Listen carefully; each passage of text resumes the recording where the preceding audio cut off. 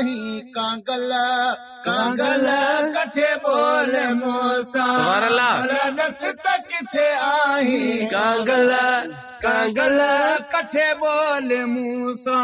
कठे बोल मूसा खबर खोल मूसा कठे बोल मूसा खबर खोल मूसा भला दस तक किथे आही कांगल कांगल कठे बोल मूसा भला दस तक किथे आही कांगल कांगल कठे बोल मूसा दिव्या घुमण को न आए घड़ा दिया घुमण को न आए नको हाल ॾियण आए नको वठण आए नको हाल ॾियण आए नको वठण आए भला दस तक किथे आहे कांगल कांगल कठे बोल मूसा भला दस तक किथे आहे कांगल कठे बोल मूसा किला ते वण जे विच में लवी थोल किला ते वण सुभान अल्लाह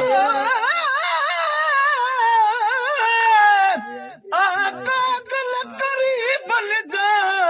अंगण मथे अचो वाह वाह मूं वटि मूं पिरनि जूं ॻाल्हियूं करके गच हाणे मन में पर निमच जो वञ उॾामी किलात वण जे विच में लवी थोर किलात वण जे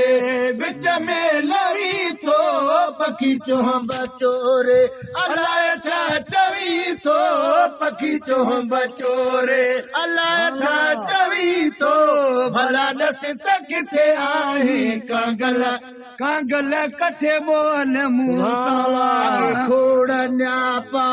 खड़ी निकरंदो हुए अगे खोड़ न्यापा खड़ी निकरंदो हुए अख मोकलाए हितां डरंदो हुए मुख मोकलाए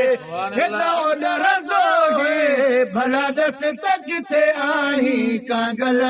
कांगल कठे बोल मूसा कठे बोल मूसा खबर खोल मूसा कठे बोल मूसा खबर खोल मूसा भला दस त किथे आही कांगल कांगल कठे बोल मूसा ॾाढो टपकिलियो थो ॾेवण चिट मुते ॾाढो टपकिलियो थो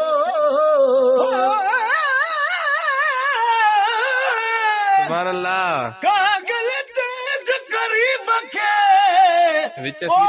सारे सने हो ता आम अमा जो आहिया जुती न जेओ बानो सोई सामो ॿियो कदम देखे हो ॾिठे हाल हमल जो जानब ॿियो जे हो तू बीने ते हो अॼु सने हो सजणी ॾाढो टपकिलियो थो ॾेवण जिट मुते ॾाढो टपकिलियो थो ॾेवण जिट मुते लही आवे हाराए घड़ी खन गिल मते लही आवे हाराए घड़ी खन गिल मते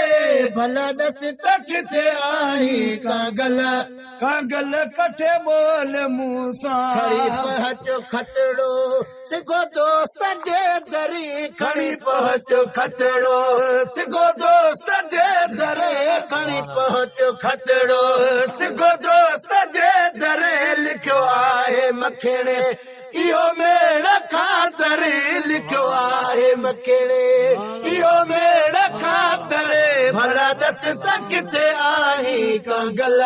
कांगल कठे बोल मूसा